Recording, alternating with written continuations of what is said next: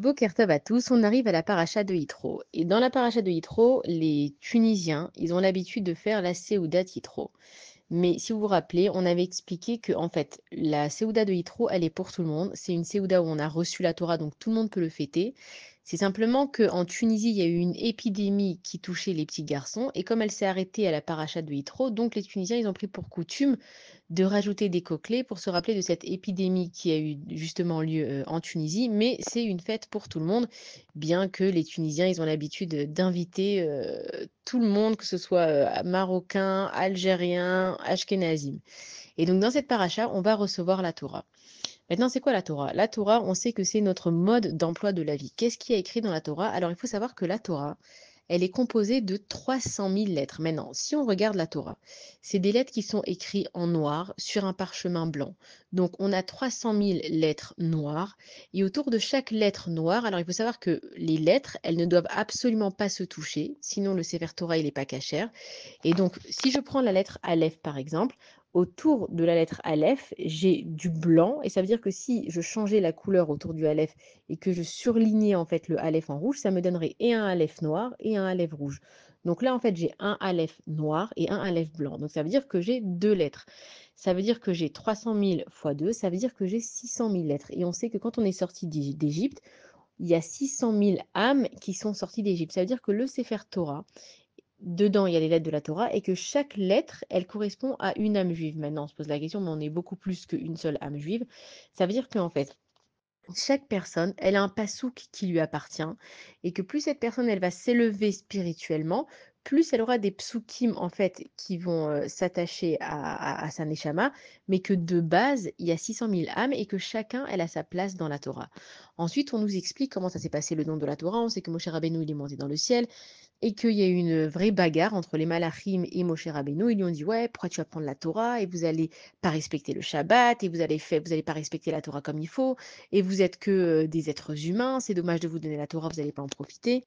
Et donc Moshe Rabbeinu, évidemment, face à des anges, il a eu peur. Il s'est senti, il s'est dit: comment est-ce que je vais pouvoir me défendre? Ils sont à plusieurs contre moi tout seul. Qu'est-ce que je vais leur dire? Donnez-moi la Torah, ils vont me la donner. Quel argument je vais avoir? Et donc Moshe Rabbeinu, il se tourne vers Akadosh Baruch Hu, et Hachem, il est là, il est témoin de la scène. Et puis il lui dit à Moshe Rabbeinu, il lui dit: accroche-toi à mon kissé à Kavod, et tu vas pouvoir leur répondre, et tu n'as pas besoin d'avoir peur. Donc déjà, on se pose la question pourquoi est-ce qu'il a besoin de s'accrocher au kissé à Kavod et qu'est-ce qu'il leur a répondu?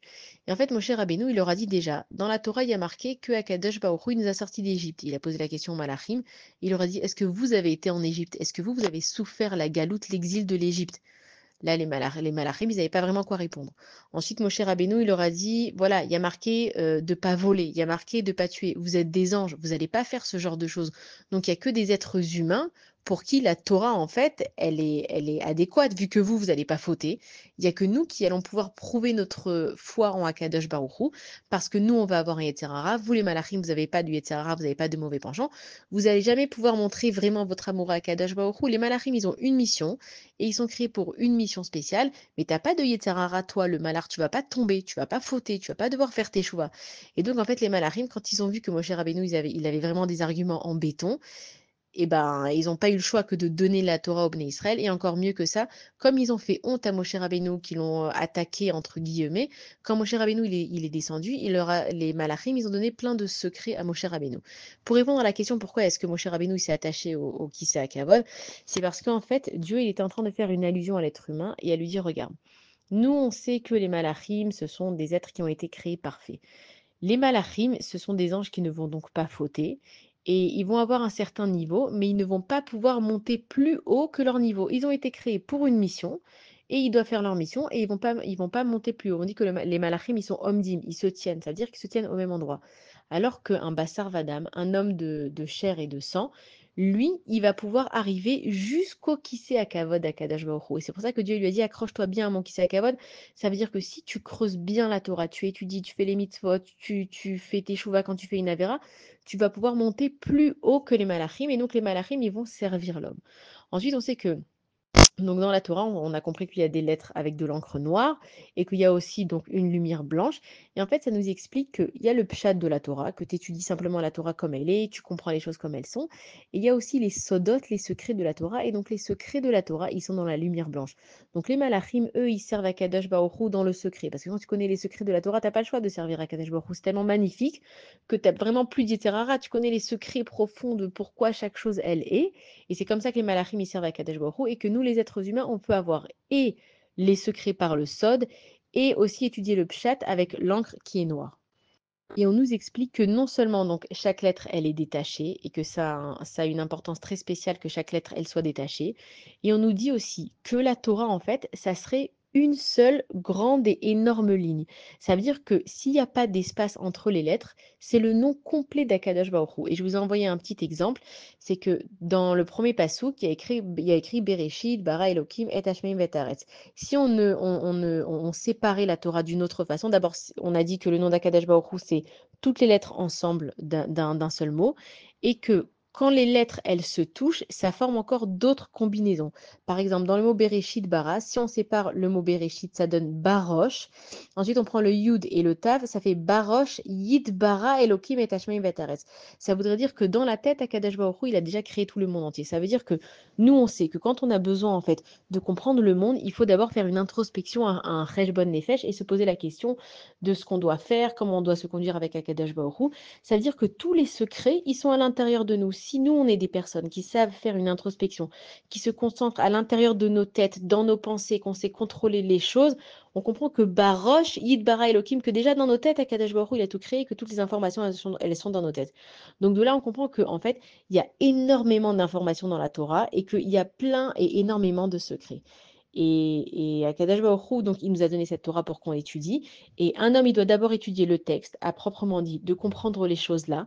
Et une fois que lui, il s'est réparé, il a fait son introspection, il sait quel mitzvot il doit faire, il fait attention de quel mitzvot il doit faire, il fait attention à sa bouche, et bien à ce moment-là, il peut étudier le Sod et il y a marqué Yadata Velo Asita. Ça veut dire qu'à l'époque, il n'y avait pas autant de Torah qu'aujourd'hui. Aujourd'hui, il y a de la Torah de partout. Dans les téléphones, il y a des livres en veux-tu, en voilà. À l'époque, il n'y avait pas autant de connaissances, mais ils pouvaient faire des miracles qui étaient beaucoup, beaucoup plus près d'Akadosh Baruch Hu que nous. Et on se pose la question, comment ça c'est qu'avant, ils avaient moins de Torah, ils étaient plus proches. Aujourd'hui, on a plus de Torah et on est moins proches.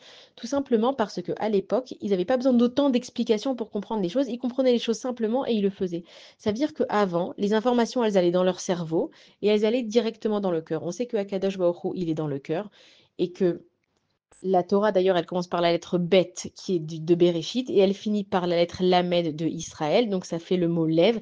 Ça veut dire que Akadosh Baruch Hu, il faut qu'il soit dans ton cœur. S'il est que dans ton savoir, mais qu'en fait, c'est pas vraiment dans ton cœur, ça veut dire que, ok, tu as compris que tu dois faire ta tefila, tu l'as fait, mais bon, tu t'es pas vraiment concentré, tu étais ailleurs dans ta tefila. Tu sais que tu dois faire du chesed, et quand tu vas donner de la tzedaka, bon, tu vas donner de l'argent, mais tu vas pas mettre du cœur avec. Si tu ne mets pas le cœur dans la avoda d'Akadosh Baruch Hu, c'est comme s'il y a data velo asita. C'est comme si tu n'avais rien fait en fait. Et c'est pour ça qu'à l'époque, ils avaient besoin de moins de Torah parce qu'ils mettaient plus de cœur. Donc quand on entend ça, on comprend qu'aujourd'hui, c'est bien de faire les mitzvot, mais que en fait, derech eretz kadma la Torah. Si tu fais pas les choses avec un savoir-vivre, tu mets pas du cœur dans ce que tu fais, tu te poses pas des questions avec ton cœur, qu'est-ce que ton cœur y ressent quand tu as fait cette mitzvah, quelle joie t'as mis dedans, est-ce que c'était de la tristesse, est-ce que tu as fait ça par jalousie, est-ce que tu as fait ça par colère, etc. Comme on en a parlé plusieurs fois, tu comprends que la Torah, elle est tellement précieuse, c'est un diamant, et qu'un homme, il peut pas vivre sans un cœur qui bat. C'est que la Torah, c'est le cœur de l'homme. Si toi, tu ne te concentres pas à combien tu aimes la Torah, à combien tu aimes Akadosh Baruch Hu, à combien, en fait, tu as une place dans la Torah, on a compris que chaque lettre, elle représente une âme de la Torah. C'est que nous, des fois, on se dit, bon, dans la Torah, on va faire, on va pas faire, on fera une autre fois, on va s'efforcer de faire telle chose ou telle chose. Il y a marqué, Veten chelkenu betoratecha. Akadosh Baruch Hu, donne-nous une part dans la Torah. Si je veux avoir une part dans la Torah, le Olam Haba, le Gan Eden, Bezrat Hashem, il faut que je comprenne combien j'ai d'importance parce que je suis dans la Torah. Et comme on a compris que chaque lettre, elle a sa place, elle a son espace avec le blanc à côté, on comprend qu'on doit aussi respecter chacun et laisser à chacun son espace. Il ne faut pas qu'on se touche les uns les autres. Pourquoi? Parce que quand on se touche et qu'on fait des mauvaises actions les uns avec les autres, le Sefer Torah, il n'est pas cachère. Après, il y a la combinaison qu'une fois qu'on est tous arrivés les élazés, qu'une fois qu'on est tous ensemble, alors la Torah, elle peut être une seule grande ligne et c'est le nom d'Akadosh Baruch Hu. Après, on peut faire des combinaisons avec les lettres, etc. Ça fait déjà partie du Sod que Rabbi Shimon Bar Yochai et le Harizal, ils ont mis par écrit. Et on comprend en fait, quand on reçoit la Torah, c'est qu'on reçoit une partie d'âme et qu'on est un peuple uni. On est tous en fait dépendants les uns des autres. Mais ça ne veut pas dire que moi, par exemple, j'attends de l'autre. Ça veut dire que moi, je vais me travailler dessus. Je ne vais pas attendre de l'autre qui fasse les choses. Je ne vais pas dire, ouais, mais tout le monde fait comme ça, pourquoi moi, je vais pas faire comme tout le monde. Il faut que chacun y prenne conscience que c'est un Sefer Torah en lui-même. Chacun y prenne conscience qu'il a une place très précise dans la Torah, qu'Akadosh Baruch Hu, il compte sur chacun d'entre nous, que personne ne dise, moi, je ne suis pas important, que personne ne dise, mon action, elle va pas changer le monde, que personne ne dise que c'est pas parce que moi, j'ai fait un peu plus aujourd'hui que ça va changer le monde. Akadosh Baruch Hu, il aime chacun des béné Israël comme ses propres enfants et que chacun des béné Israël, il a une place très précise dans la Torah. Alors, Bezrat Hashem, grâce à cette Kabbalah, ta Torah qu'on prend sur nous, on se rend compte de l'importance qu'on a chacun et qu'il faut vraiment maintenant mettre dans notre cœur qu'Akadosh Baruch Hu, c'est notre roi, qu'Akadosh Baruch Hu, c'est notre papa et que peu importe ce qu'on fait, d'abord, il faut le faire avec le cœur, mais que chaque action qu'on fait, elle est importante. Shabbat Shalom à tous et des bonnes nouvelles.